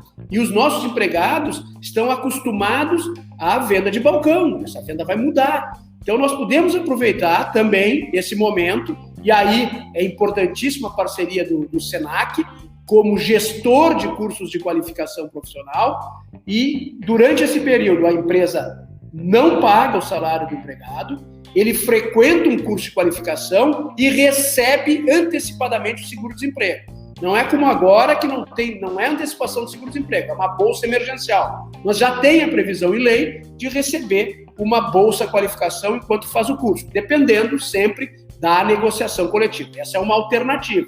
A outra alternativa é estender os bancos de horas, né, como já se tem essa previsão, mantido o estado de calamidade, eu vou ter 18 meses para frente, mas nós sabemos que chega no momento que a empresa não tem mais fôlego para pagar salário, e a expectativa de recuperar horas de trabalho num sistema que a gente vê de redução, mesmo com a bandeira amarela ou laranja, eu tenho uma redução de trabalhadores, é muito difícil de alcançar. A outra alternativa, para quem não tiver interrupção, é novamente a redução de jornada e salário. A única forma que existe fora das medidas provisórias de redução de salário é através da negociação coletiva. E aí, claro que tem toda uma sensibilidade, uma necessidade dos sindicatos de empregados de entenderem que o objetivo final é preservação de empresas e preservação de empregos. Mas isso só se consegue na negociação coletiva, nessa construção com os sindicatos. Perfeito. Uma questão que a gente escuta muito com relação ao pessoal do grupo de risco, ainda para o Flávio, tá? Os empregados do grupo de risco têm que ser protegidos, né? Como tu falou. E existe muita discussão com relação a essa redução de jornada, negociação de suspensão de contratos, enfim, redução de salários para os aposentados, que obviamente fazem parte, né, do grupo de risco. Como é que as empresas podem proceder com relação a esses empregados? Bom, vamos lá. Primeiro, sobre aqueles que são do grupo de risco. Realmente, a empresa deve privilegiar essas medidas de afastamento do trabalho para esse pessoal. Então, quem está no grupo de risco, quem tem mais de 60 anos, que tem alguma doença, deve se tentar afastar do ambiente do trabalho, né, se isso for possível. Teletrabalho, alguma outra atividade. Se isso não for possível, eu tenho que tomar muito cuidado com essas pessoas no meu ambiente de trabalho. Porque eu volto a falar do adoecimento ocupacional, do risco futuro de uma ação por dano moral decorrente de um acidente de trabalho e mesmo de uma intervenção do Ministério Público buscando esse dano moral pela empresa não ter tido cuidado com os seus empregados e quanto mais esses que são do grupo de risco. Então, se ele tiver que trabalhar na empresa, buscar segregar ele, ter o menor, não ter contato com o público, com colegas, esse é o desafio. Mas claro que o melhor mecanismo é suspender o contrato de trabalho, né, que não geraria um desencaixe para a empresa, dependendo, obviamente, do seu faturamento, né, ou de 30% do salário do empregado como benefício. Esse seria a melhor construção nesse momento. Mas aí a discussão que a doutora Tatiane nos coloca e provoca é a questão do aposentado. Né? Várias negociações, vou dar o caso de Porto Alegre dos lojistas, negociação dos frentistas,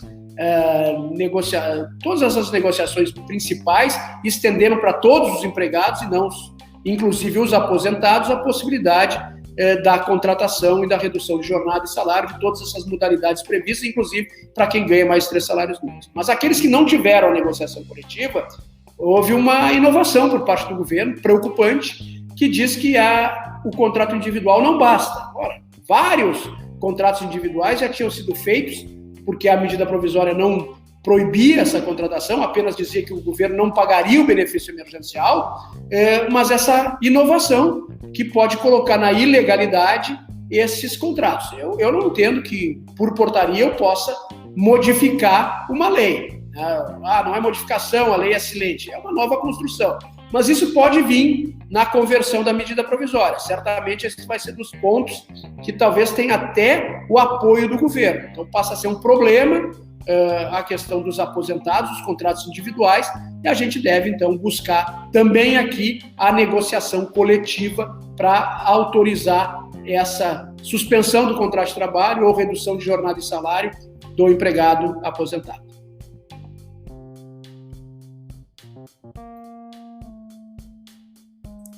Perfeito, Flávio, obrigada. Vamos direcionar agora uma pergunta para o Lucas.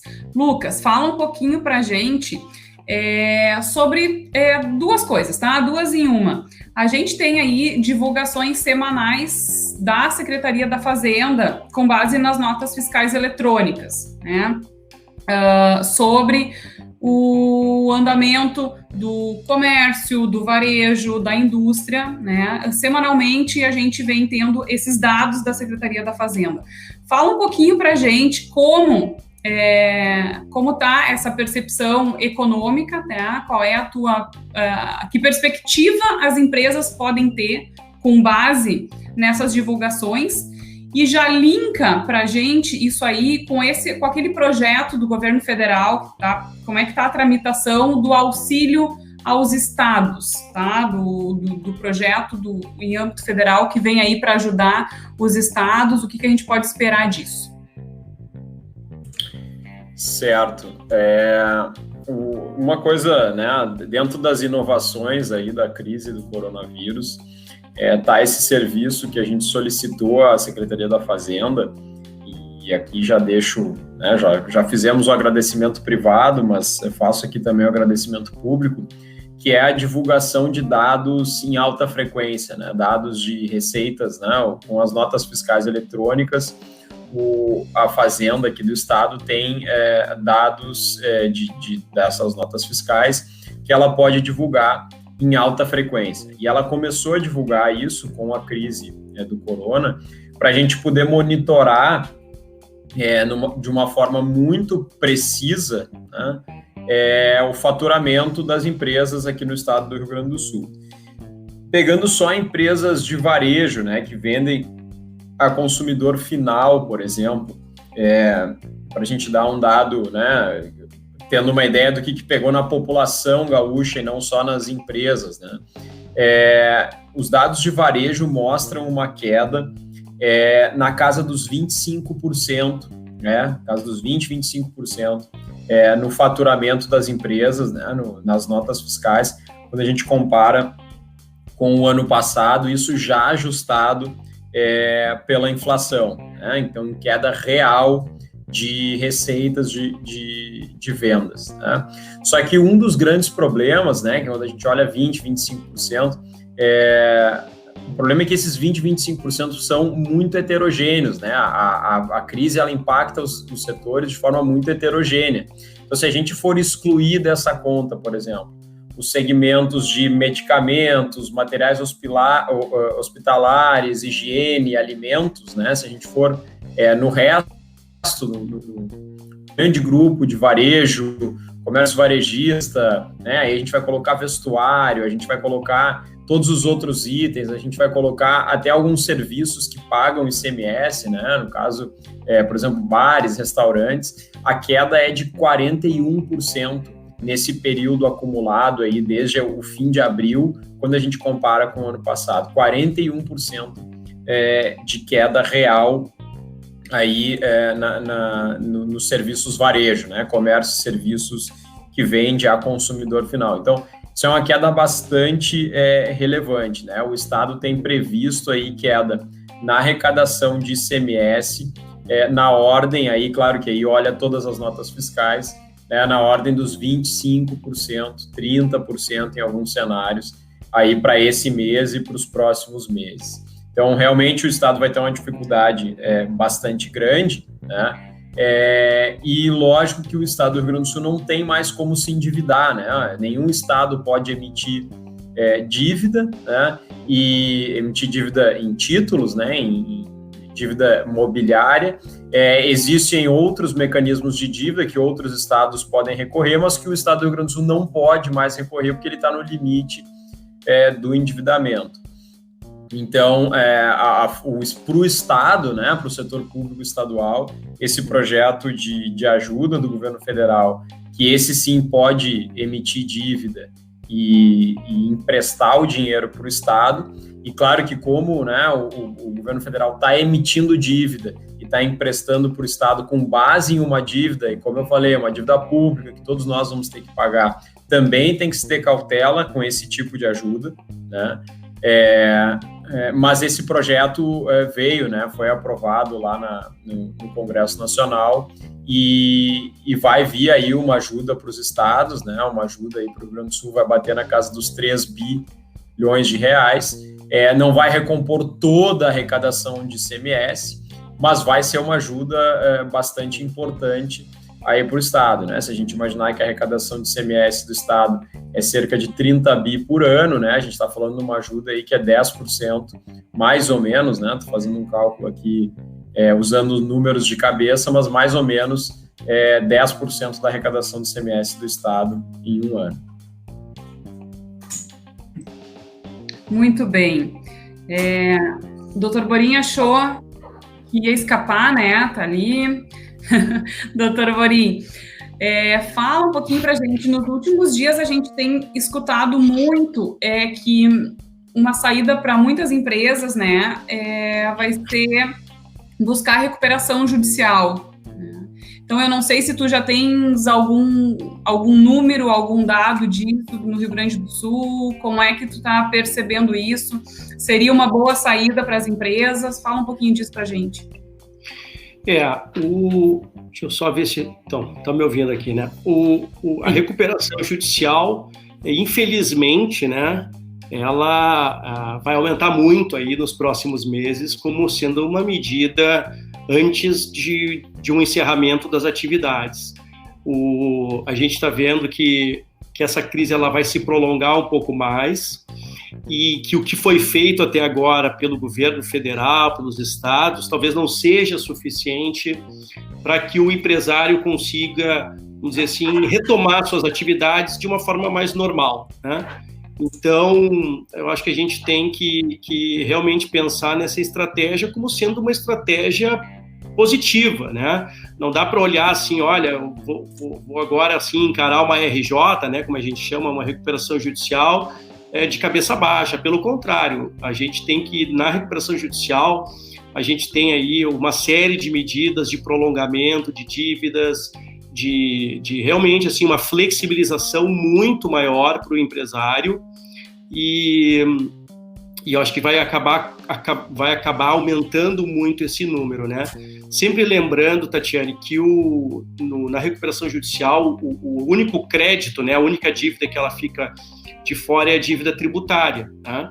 Mas também sabemos que existe já um projeto de lei, e espero que esse projeto de lei ele seja retomado de uma velocidade um pouco maior, para que também nas recuperações judiciais possam ser incluídas as dívidas tributárias, né? Porque senão o empresário consegue elaborar um plano, né, de recuperar a empresa dele com relação a dívidas trabalhistas, dívidas com credores, dívidas com bancos, e aí fica o fisco, né, pressionando o empresário do outro lado a pagar os seus impostos e até encerrar suas atividades. Então, eu não tenho dúvida nenhuma que esse trabalho, que esse serviço vai acabar aumentando, isso vai acabar fomentando, né, os escritórios de contabilidade, advocacias, consultorias financeiras, porque vai ser um grande desafio, né? A gente não vai existir outra alternativa assim, para aquelas empresas que foram impactadas de uma forma muito forte, de se reerguer, né? Claro que a gente gostaria que isso não fosse verdade, gostaríamos de estar assim, vendo um horizonte aqui na frente já muito melhor, mas ao que tudo indica, a retomada ela vai ser mais lenta, né? E o empresário, principalmente o pequeno empresário, e aqui eu destacaria as empresas do Simples Nacional, vão ser as empresas que vão encontrar maiores dificuldades. Então, eu recomendaria que realmente isso fosse um caminho a ser pelo menos pesquisado, né? Porque o empresário muitas vezes ele acha que a recuperação judicial é a falência. Não é. Tem muitas empresas que entram em recuperação judicial e saem da recuperação judicial ou permanecem em recuperação judicial, mas funcionando, né? Com as suas dívidas controladas junto com seus credores. Então, sim, eu imagino que essa vai ser uma demanda muito grande nos próximos meses. Florinha, agora que tu comentou sobre as empresas do Simples, tá? Existe alguma, como são as que mais têm sentido o impacto negativo, tem alguma medida, tanto administrativa até mesmo judicial, para que essas empresas consigam alguma espécie de recuperação ou não? Bom, a gente sabe que o Supremo Tribunal Federal ele é hoje assim um grande definidor da carga tributária no Brasil, né?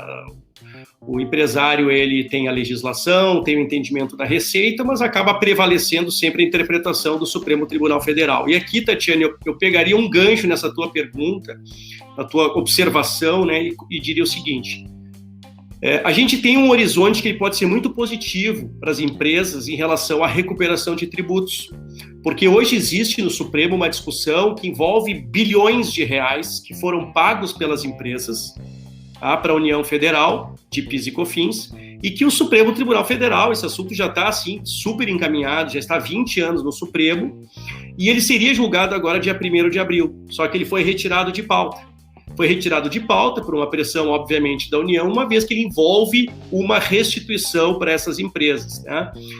Eu não vejo como a gente não assim, resolver essa situação esse ano. O Supremo tem que retomar esse julgamento. Isso seria despejar na economia 200 bilhões de reais, é o que se estima em relação a esse tema, né, que é a exclusão do ICMS, do PIS e da COFINS.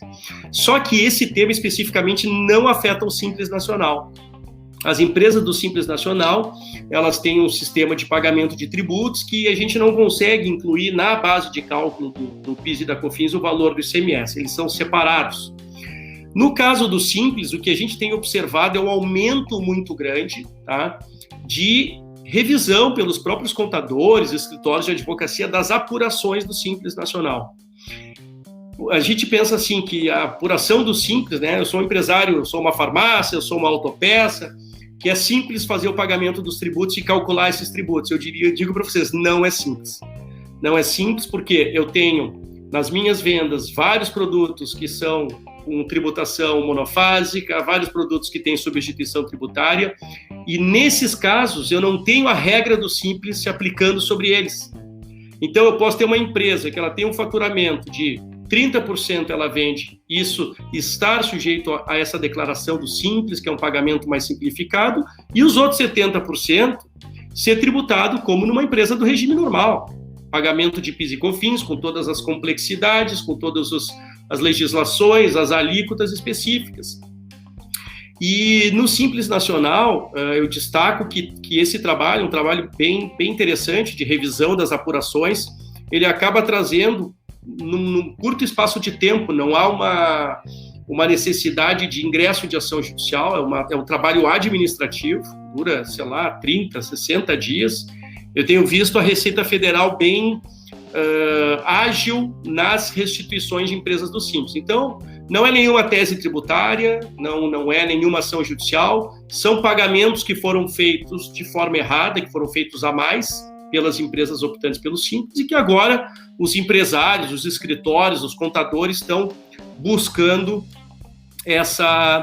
esse trabalho para as empresas do Simples Nacional. Tenho visto vários sindicatos oferecendo essa assessoria. Acho muito positivo, porque acho que as entidades nesse momento têm que ajudar as empresas com tudo que elas podem, e eu acho que sempre essa assessoria técnica das entidades, se puder prestar esse serviço, é muito positivo.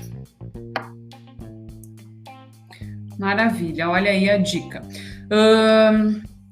Eu tenho aqui 3 perguntas, tá? A gente já estamos nos encaminhando para o final. Eu vou passar aqui para o Dr. Flávio, então a gente recebeu do seu Edson Cunha, lá do CFC.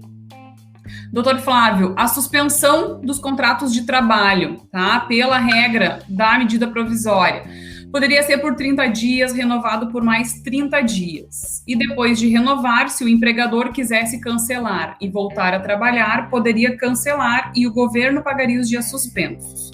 Ocorre que quem suspendeu os contratos em 4 de abril até 4 de maio e depois renovou em 4 de maio até 4 de junho, e agora com o novo decreto do governador quer reabrir as portas em 13 de maio. Estou lendo toda a pergunta do Edson.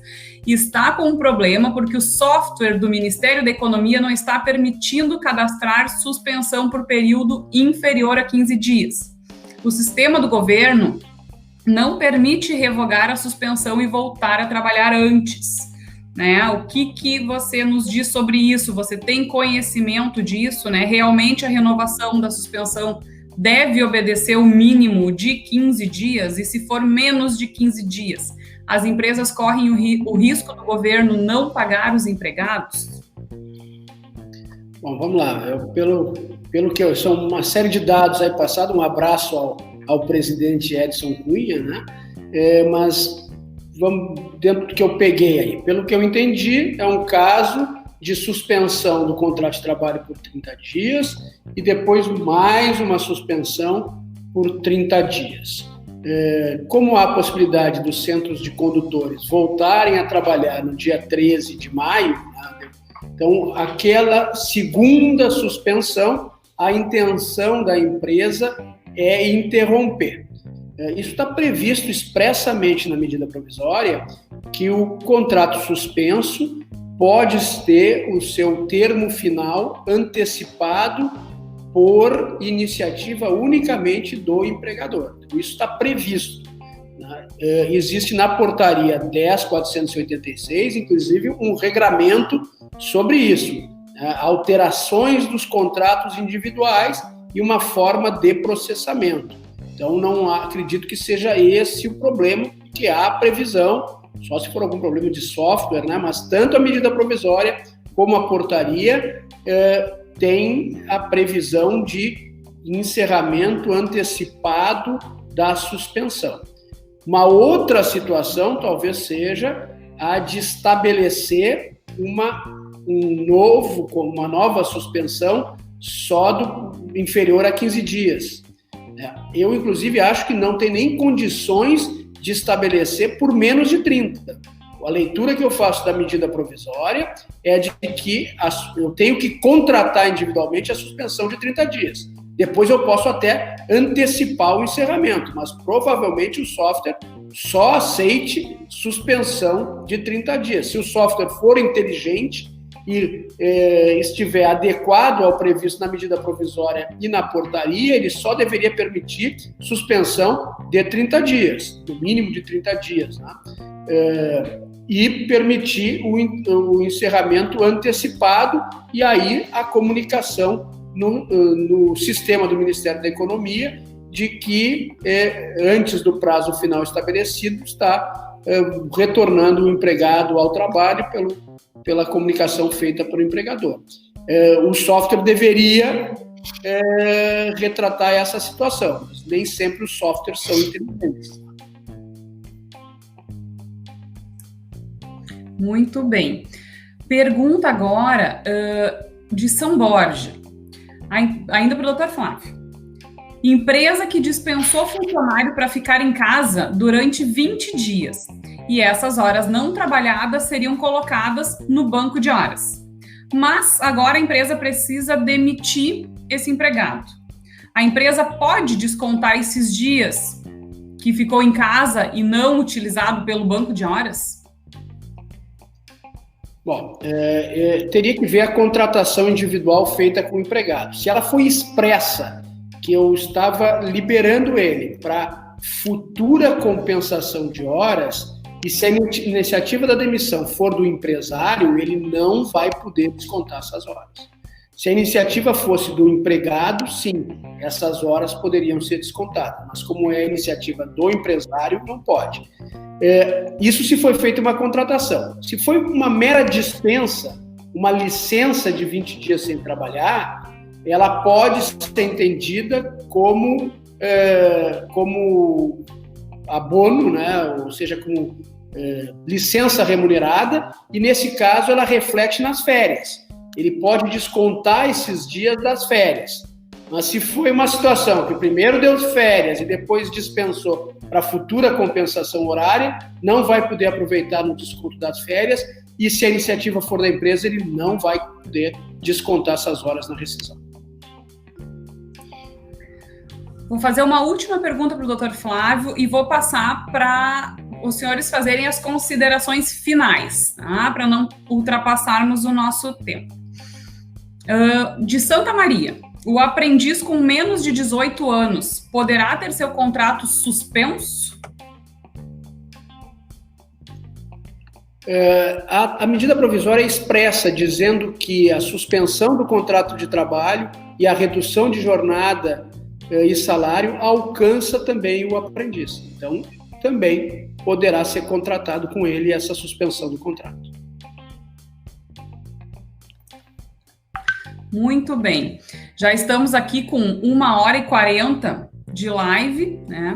Eu vou passar para o Lucas fazer as considerações finais para a gente, para nos encaminharmos para o encerramento. Agradecer, né, Tati, a oportunidade da gente fazer esse debate aí. Acho que foram muitas informações úteis para os empresários e ressaltar essa questão de que a intermitência, a flexibilidade deve ser o nosso novo normal aí, não sei se por 1 ano e meio, doutor Flávio, mas talvez 1 ano, talvez 9 meses, né? Até confio e tenho muita esperança que os médicos consigam trazer essa vacina para nós num período menor do que isso, mas envolve um período de testes, né? Então talvez esteja um pouco além das capacidades dos nossos médicos. E até fazer uma observação aqui que eu esqueci de comentar, né? Eu tenho visto alguns líderes, tanto políticos quanto empresariais, usarem como justificativa para não adotar uma flexibilização das atividades econômicas, esse argumento de que não querem flexibilizar para depois terem que fazer um retrocesso de voltar atrás. E acho que falta um pouco de entendimento, né, desse, como eu falei, de como o vírus vai se propagar e do que são as políticas possíveis nesse cenário. Voltar atrás, né, ou voltar a restringir as atividades no futuro não é um retrocesso.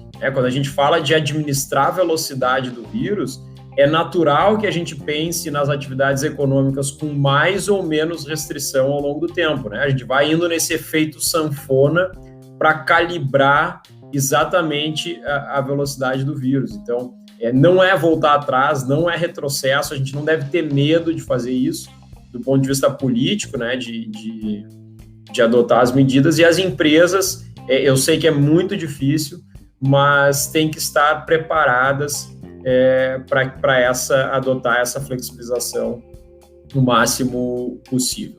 Obrigado e até a próxima oportunidade. Doutor Borim, por favor, suas considerações finais. Bom, então, também agradecer pelo convite, a FEComércio, a doutora Tatiane, a toda a assessoria tributária, agradecer aí aos debatedores, né? O doutor Flávio, quando fala aí, é sempre uma aula, direito do trabalho, e o Lucas também, né, trouxeram pontos muito importantes. E para o empresário, para o associado, FEComércio, para o micro e para o pequeno, o que a gente pode dizer, né? Não existe uma bala de prata para salvar as empresas em relação às questões tributárias. Não vai existir assim, o ICMS não vai sumir do dia para a noite, o judiciário não está reconhecendo e não está vendo a suspensão do pagamento dos demais tributos dessa forma. Então, eu não recomendaria assim, que a gente avançasse com discussões judiciais. Eu acho mais importante o trabalho que está sendo realizado pela FEComércio e outras entidades de tentar negociar com o Estado condições melhores, negociar com a Prefeitura situações específicas. É esse o caminho que eu enxergo como o caminho mais positivo, né? O caminho mais efetivo. Tratar os casos de forma mais casuística, né? Para a gente não achar que vai ter uma solução geral. E, obviamente, aqui eu usei o termo, né? Que ali em agosto e outubro a gente vai ter a ressaca tributária, mas isso não quer dizer que a gente esteja numa festa hoje, pelo contrário, né? Hoje a gente está tomando um remédio muito amargo, muito ruim, mas vai vir uma dor de cabeça logo ali na frente que também a gente vai ter que se preocupar com ela. Então, acompanhar todas as mudanças e tentar, vamos dizer assim, acompanhar o que o governo aqui do Estado está adotando e abrindo, né? Respeitando todas essas regras aí para tentar retomar aos poucos as suas atividades. Agradeço e desejo uma boa noite a todos. Doutor Flávio, por favor. Bom, primeiro, parabenizar a doutora Tatiane Corrêa pela condução maravilhosa desse debate, né? Já conheci a doutora Tatiane com a sua capacidade técnica no direito tributário, agora como âncora ela se superou. Então, meus parabéns e, claro, sempre uma satisfação dividir um espaço com o Dr. Rafael Borim, com o Dr. Lucas Esquifino, que são pessoas que nas suas áreas de atuação são de grande destaque, não por outra razão, são os assessores da FEComércio, né, a principal entidade do terceiro setor no Estado, né, e não faço aqui nenhuma falso elogio. A FEComércio é espelho para as FEComércios de todo o Brasil quando se fala em ação efetiva sindical. E essa ação efetiva sindical se mostra num debate como esse, debate acompanhado por empresários de todo o Estado. Recebemos perguntas de São Borja, Santa Maria, tenho certeza que estão aqui nos acompanhando empresários de todos os rincões do Rio Grande, preocupados com esse dia de amanhã, o que vai ser do comércio, como nós poderemos administrar. Tenho certeza que a FEComércio e seus assessores vão estar ao lado dos senhores. Os sindicatos têm um papel decisivo, pelo menos na área trabalhista, na construção de soluções para a preservação de empregos, para a preservação de empreendimentos. Então, meu muito obrigado. Gente, muito obrigada, doutor Flávio, obrigada, Borim, obrigada, Lucas, e obrigada a todos vocês que nos acompanharam, nos assistiram. Em nome da FEComércio, eu agradeço. Nos acompanhem, né, nas próximas lives, e aproveito para deixar também a dica de que ali no site da FEComércio a gente tem todos os materiais, a gente tem informativo tributário, a gente tem cartilha trabalhista, todas as ações que a FEComércio vem fazendo, tanto em âmbito institucional, em âmbito técnico, todas as medidas de tentativa de minimizar um pouco os impactos para as empresas estão ali, né? A FEComércio fica à disposição de todos os senhores para quaisquer auxílios, e desejo que todos e suas famílias tenham uma ótima noite, uma ótima semana, né? E vamos torcer para que tenhamos em breve, né, o retorno da nossa normalidade. Um grande abraço para todos, obrigada mais uma vez e parabéns aos nossos brilhantes painelistas, certo? Boa noite a todos.